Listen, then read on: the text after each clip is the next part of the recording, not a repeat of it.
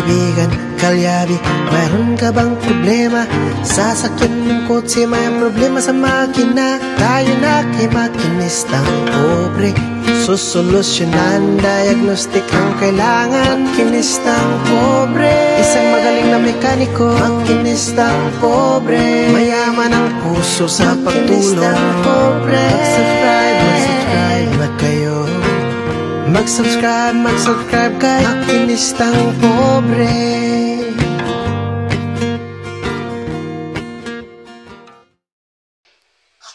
Alright mga kalyabe, so nandito na naman tayo ngayon para buuhin na natin yung makina ng Ford Everest na 2.2 engine. Alright, so para makita ninyo, tara and let's go. Mga kalyabe, so ito, dito, sa block na to, ayan. Lalagyan natin ito siya ng sealant kasi since nawala ito siyang talagang wala siyang pinaka gasket dito. So yung pinaka gasket nito ay ito lang sealant na to. Ayan. So kakabit muna natin to, baka makabit pa ng iba.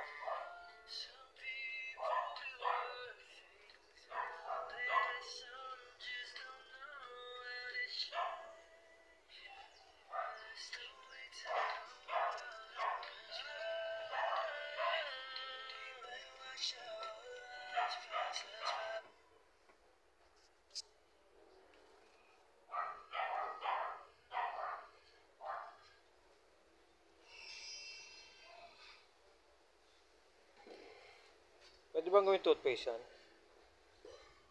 Oh, itong kinakabit ko dito sa postiso ko para kumapit. Mabisa? Mag-isa. Kapit na kapit postiso ko.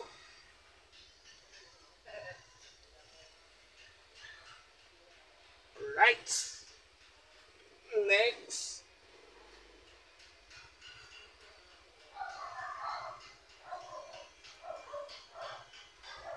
Next, mga tornillos. Oh, sige ito. Mahaba yun. Mahaba to. Saan itong mga tornilyo? Mahaba to. Madose.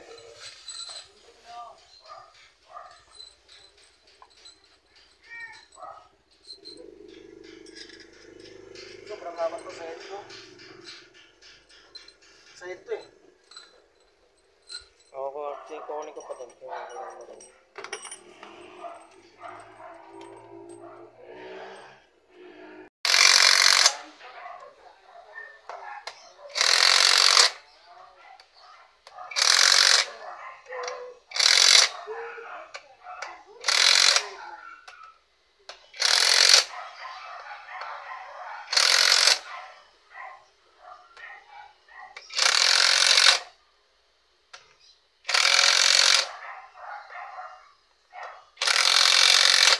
Alright, so yan, nakabit na natin tong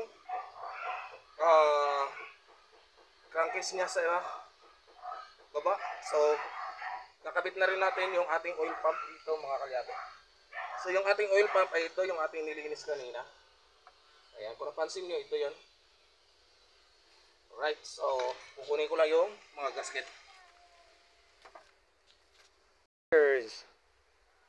Kaya mga kalyabe, so nakabit na natin yung oil pump. Ito yung kanyang oil pump mga kalyabe.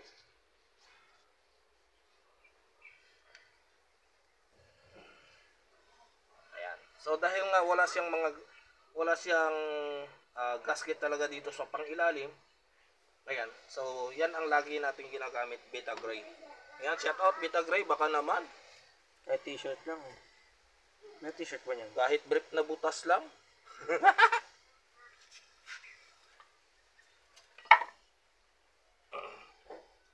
Alright, so next natin ay itong ating oil pan. Ayan.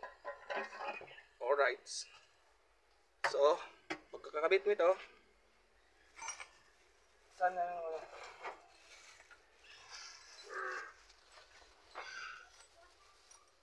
wala rito, may silang units.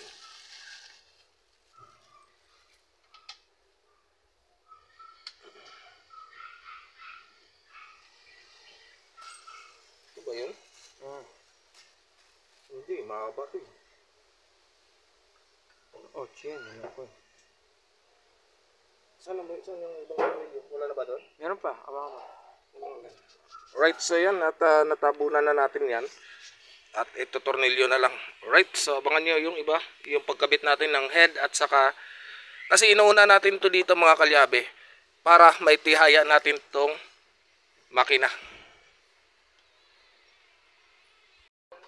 Alright mga kalyabe, ito na, ikakabit na natin yung ating cylinder head. Ayan, so angat-angat pa ng ating super alalay. Ayan, at nilagyan muna natin ng mga sealant yan mga kalyabe. Alright, so update ko lang kayo mamaya pag ikabit na natin at ito-torque natin yung kanyang head. Alright mga kalyabe, so magto-torque muna tayo gamit ang 50, 42, 44, 46, 48, 50. Yan. So 50 muna tayo mga kalyabe. Unang higpit.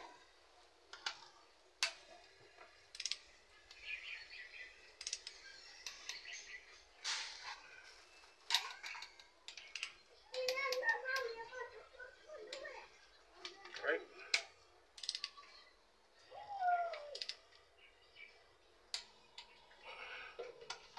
So 50 muna.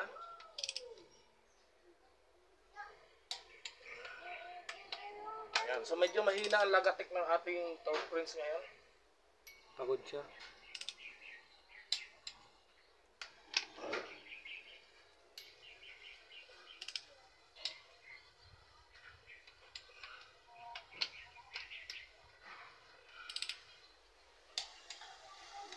So sir, pantay muna natin sa lahat 50.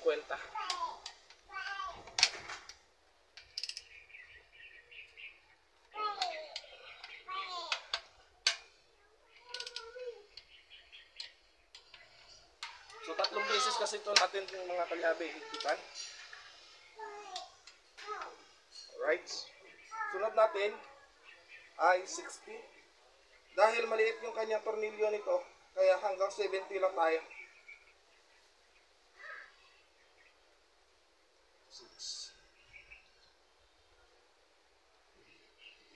60. Ayan. So 60.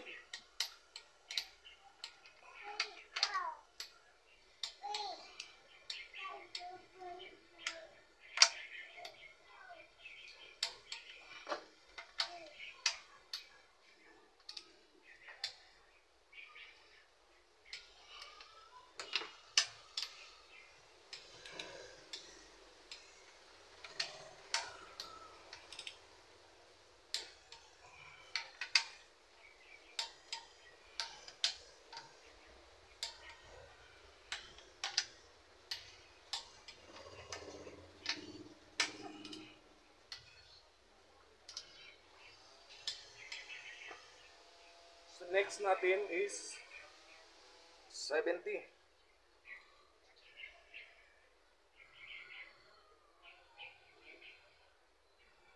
Alright. So ito final na to mga kalyabe.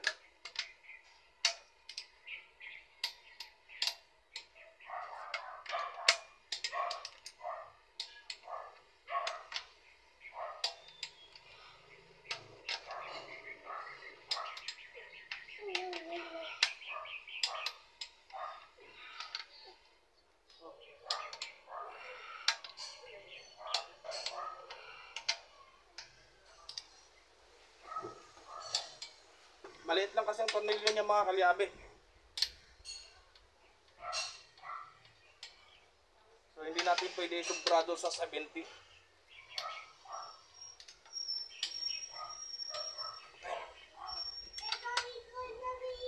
Alright.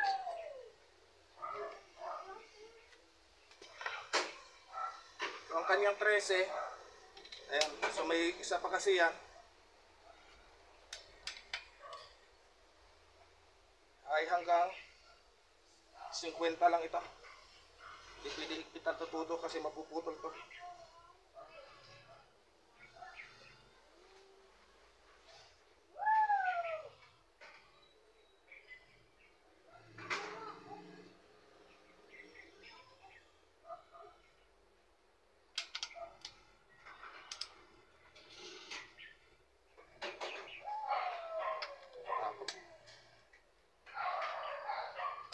klase ng mga tornilyo mga kalyabe.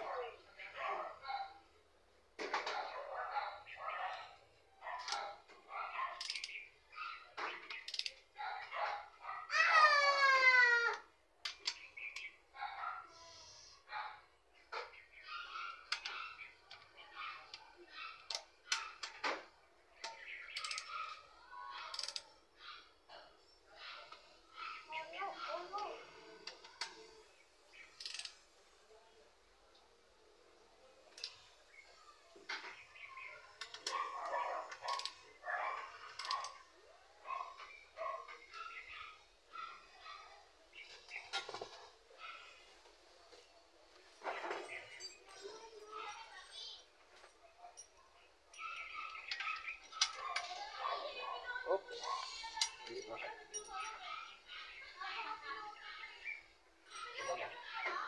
Sa ibabaw. Crankshaft. Crankshaft.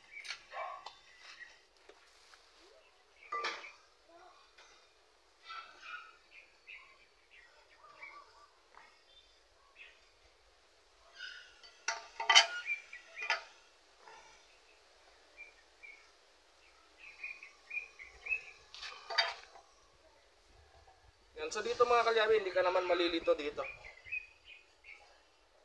Bukod yung kanyang intake at bukod yung iba rin kanyang exhaust. So yung kanyang exhaust ay mayroon, ayan. So makikita nyo yan. Para yan doon sa kanyang pump.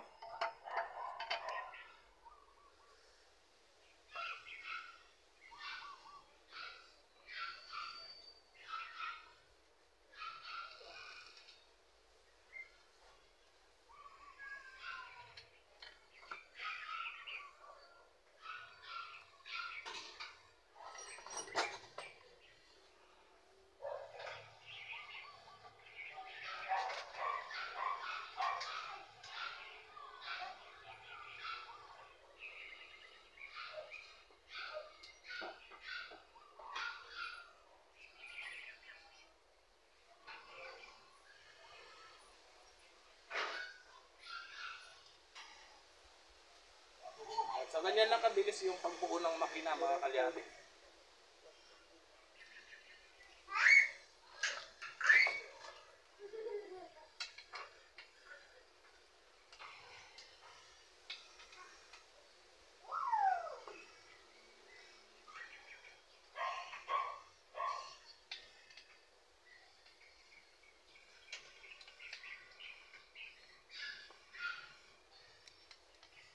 Ayan, tinatanggal lang natin itong kanyang mga rocker arm.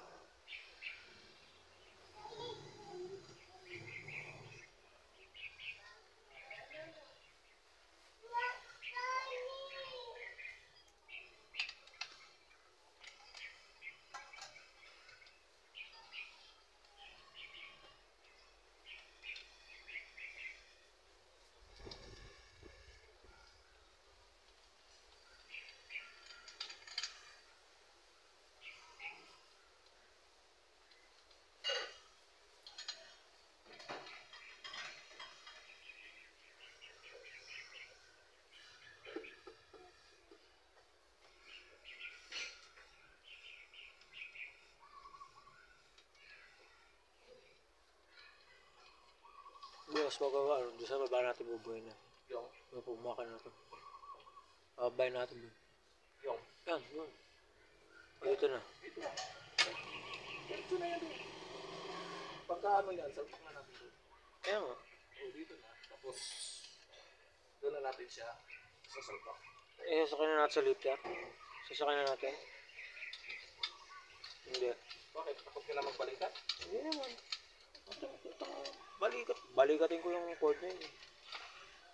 Aangat natin itong cord ng balikat. Basic. Alright! So, ulit. Dahil nga wala ulit yung gasket.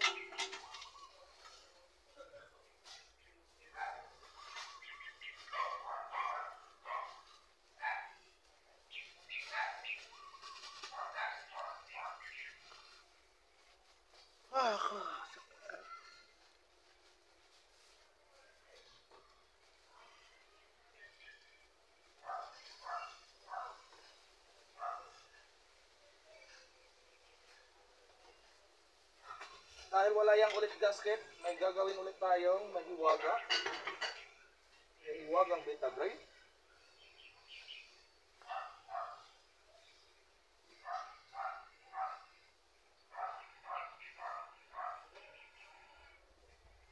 Ayan, ito lang naman yan. Huwag natin masyadong kapalan.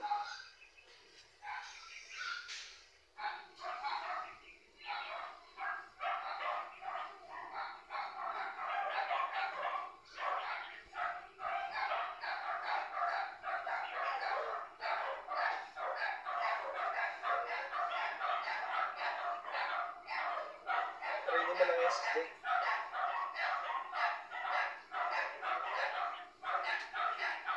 Langis.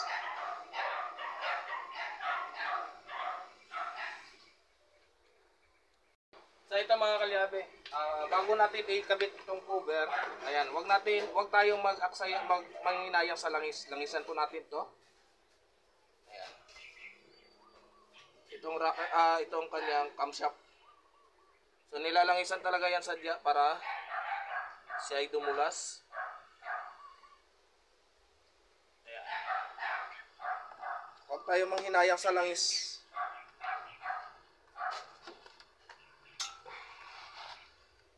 Alright.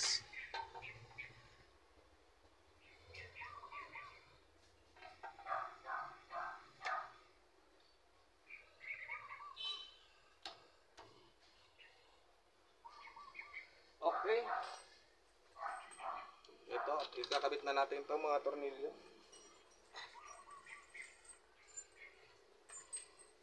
Mga tornilyo na ang buong akala natin ay malaki pero maliit lang pala.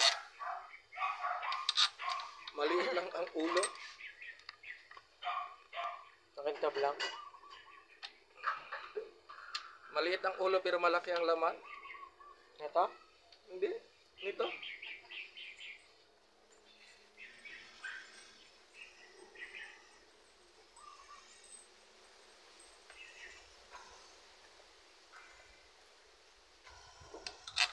Ayan.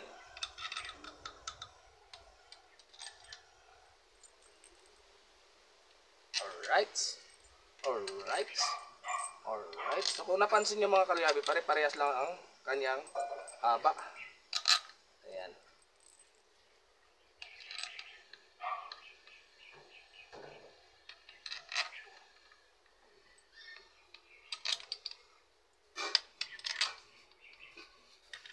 Kulang pa ng one more chance.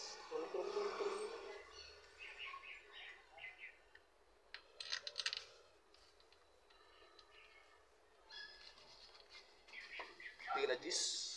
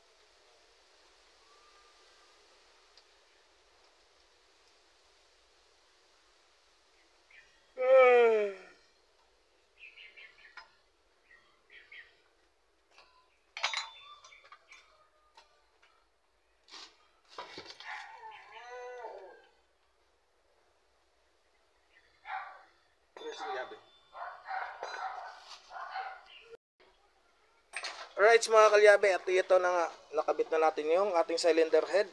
So dito bukas, ipopokus natin kayo dito sa timing. Ayan, so dito tayo sa timing. Ayan, so madilim na kasi mga kalyabe, mahirap naman, mga pa. Ayan, nabuo na natin. Makina na siya. Alright. Alright mga kalyabe, so yan na nga at binuo na nga natin yung ating makina ng Ford Ranger 2.2 engine. So, abangan po ninyo bukas ang part 2 nito dahil inabot na tayo ng gabi. So, bukas mabubuo na natin yan at tingnan natin kung kakayanin natin paandarin siya bukas hanggang maghapon. So, abangan po ninyo Dahil nandun sa part 2, abangan din ninyo. Ituturo ko sa inyo yung mga dapat ninyo iwasan, dapat ninyong isaalang-alang sa mga makina, lalong-lalo na sa mga katulad nito na masyadong masilan. So ito mga kalyabe, medyo malaki-laki, medyo butas ang bulsa ng may-ari dito. So medyo napalaki-laki ang gastos dito kasi alam nyo naman, pagdating sa American car, napakamahal po talaga ng pyesa. So abangan po ninyo at ang part 2 natin, sigurado diyan makikita ninyo ang paano natin ita-timing ang Ford Everest 2.2 engine ng walang proper tools. Ayan, so wala tayong proper timing tools. So yun, ipapakita ko sa inyo. Pero actually meron ako niyan, kaso hindi ko gagamitin. Ipapakita ko lang sa inyo dahil hindi naman lahat ng mekaniko ay afford na makabili ng proper tools or mga special tools para dyan sa mga Ford na sasakyan. So abangan po ninyo bukas dahil ituturo ko sa inyo kung paano ang pagkabit ng timing marks ng hindi gagamit ng pinaka-special tools. So abangan po ninyo dahil napaka-excited po yan, napaka-challenging po yan dahil medyo alam nyo naman pagdating sa Ford ay talagang makakalbo na ako kapag nagkakaproblema ang mga sasakyan na Ford. Alright, so hanggang dito na lang at maraming salamat po sa inyong walang sawang pagsuporta kay Makinistang Pobre. Ayan, sa hindi pa po nakapag-subscribe, please subscribe to my channel, share, at huwag po natin kalimutan mag-thumbs up. Ayan, so hanggang sa muli, bye-bye!